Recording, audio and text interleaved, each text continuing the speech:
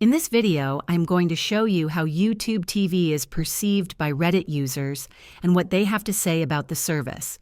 On platforms like Reddit, opinions about YouTube TV are mixed, but generally lean positive for its convenience and features.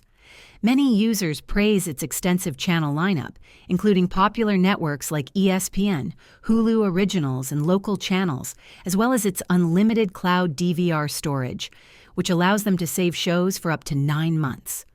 Sports fans on Reddit often highlight the platform's reliable streaming quality and lack of ads during live events, making it a favorite for watching games.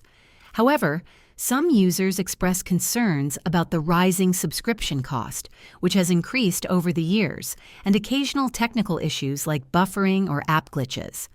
Others mention that while the interface is user-friendly, certain features like offline downloads or 4K resolution are missing compared to competitors.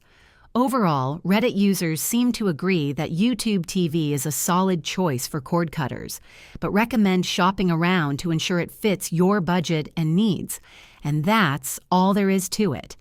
If this video helped you understand how YouTube TV is viewed by Reddit users, please give it a thumbs up and subscribe to the channel for more helpful tutorials. Thanks for watching.